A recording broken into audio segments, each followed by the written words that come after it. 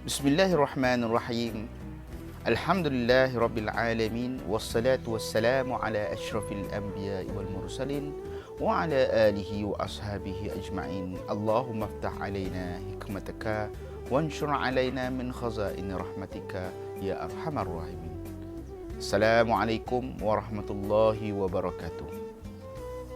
Alhamdulillah, jutaan syukur dan tahmid kita panjatkan kehadrat Allah Subhanahu wa taala, kerana dengan rahmatnya kita dapat bersama dalam perkongsian ilmu bahasa Arab kali ini.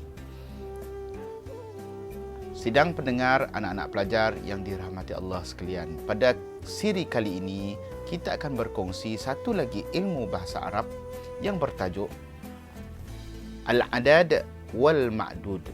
Diharap perkongsian ini dapat memberi manfaat kepada semua pendengar, insya-Allah. Tapi sebelum itu, jangan lupa untuk subscribe, share dan juga komen video ini. Moga apa yang kita kongsi mendapat keberkatan daripada Allah Subhanahu wa taala. Amin ya rabbal alamin. Baiklah, sidang pendengar rahimakumullah. Ini merupakan video bahagian pertama yang membicarakan tentang tajuk Al-Adad wal Ma'dud. Tetapi sebelum itu, apa yang anda perolehi daripada video ini? Yang pertama, dalam video ini kita akan menerangkan kepada anda bentuk-bentuk Al-Adad. Dan yang kedua, kita akan memberi definisi Al-Adad dan juga Al-Ma'dud. Ketiga pula ialah berkaitan tentang jinsu ataupun jantina Al-Adad. Dan yang keempat, kita akan membincang dengan lebih lanjut berkaitan tentang bentuk-bentuk perubahan Al-Ma'dud di dalam fasa-fasa nombor tertentu.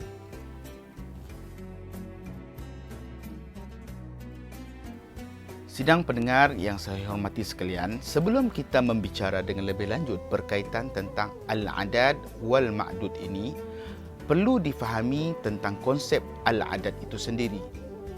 Di dalam bahasa Arab, Al-Adad itu terbahagi kepada dua. Yang pertama kita kenali sebagai Al-Adad Al-Asli. Yang kedua dikenali sebagai Al-Adad At-Tartibi.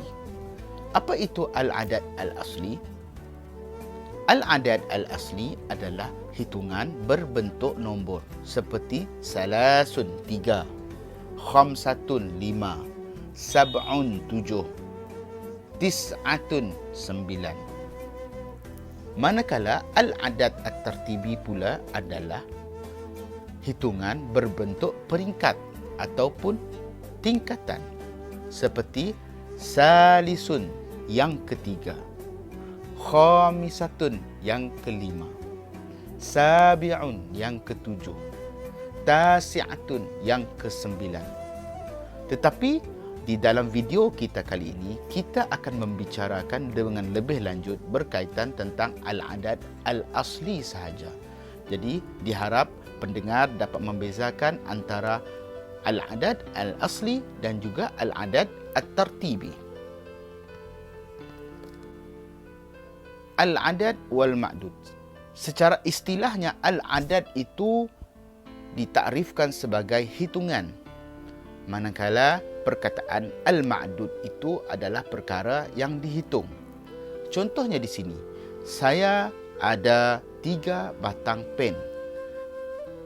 Di dalam ayat yang saya sebut tadi, perkataan 3 di dalam ayat itu dikenali sebagai Al-Adad. Manakala batang pen pula adalah dikenali sebagai Ma'dud. Dalam ayat yang kedua, saya membeli 4 ekor ikan. Perkataan 4 di dalam ayat tadi adalah Al-Adad. Manakala ekor ikan merupakan perkataan Al-Ma'dud. Baiklah, mari kita lihat pada contoh bahasa Arab ini. Ja'a rajulun wahidun. Ja'a rajulun wahidun. Di dalam ayat ini, perkataan yang dikategorikan sebagai Al-Adad adalah perkataan wahidun. Dan perkara yang dihitung di dalam ayat ini adalah rajulun. Mari kita lihat pada contoh yang kedua.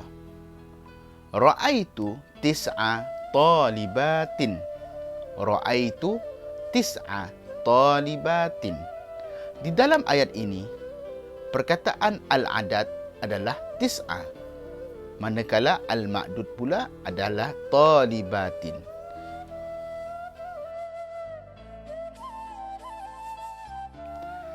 Baiklah, sekarang ini kita masuk kepada perbincangan yang seterusnya, iaitu perbincangan berkaitan tentang jinsu al-adad. Apa itu jinsu al-adad? Jinsu al-adad terbahagi kepada dua. Yang pertama, al-adadu al-muzakkar, iaitu nombor lelaki. Dan yang kedua, ada al-adadu al-muannas, iaitu nombor perempuan.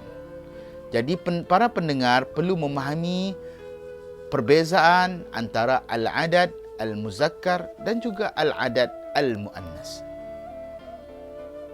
Sidang pendengar yang dirahmati Allah, kenapa kita perlu memahami al-adad al-muzakkar dan juga al-adad al-muannas? Kerana ia penting dalam pembinaan ayat, terutama sekali dalam menggunakan hitungan di dalam ayat tersebut. Al-adad al-muzakkar adalah seperti berikut. Wahid ataupun ahada, isnani, salasun, arba'un, khamsun, sittun, sab'un, samanun, tis'un, ashara, ahada ashara, isna ashara. Manakala al-adad al-muannas adalah seperti berikut. Yang pertama, wahidatun, ihda, isnatani, salasatun, arba'atun, khamsatun, sittatun, sab'atun, samaniyatun, tis'atun, asyrata, ihda asyrata, isnata asyrata.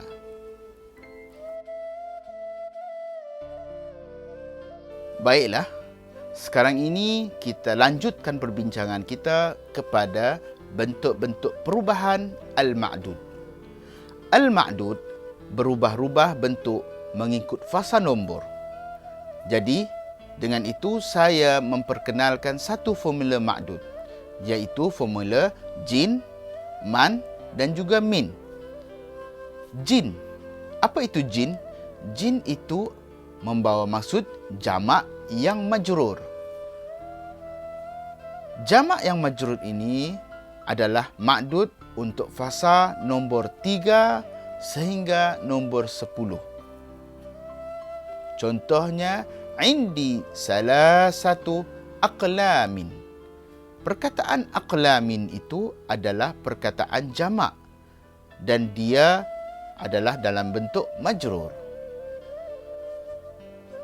Formula yang seterusnya adalah formula man. Man membawa maksud mufrad yang mansub. Adad yang berbentuk formula man ini adalah untuk fasa adad dalam lingkungan 11 hingga 99. Contohnya, indi salasata asyara qalaman. Dalam ayat ini, perkataan qalaman itu adalah berbentuk mufrad dan ia dalam bentuk mansub. Formula yang seterusnya adalah min. Min membawa maksud mufrad yang majrur. Min ini adalah untuk bentuk ma'dud di dalam fasa adad dalam lingkungan 100 sehingga infinity. Contoh ayat, indi salasumi'atin qalamin. Perkataan qalamin di sini adalah perkataan yang berbentuk mufrad dan ia adalah majrur. Jadi, ketiga-tiga formula ini perlu difahami dalam menentukan bentuk ma'dud yang akan kita pelajari selepas ini.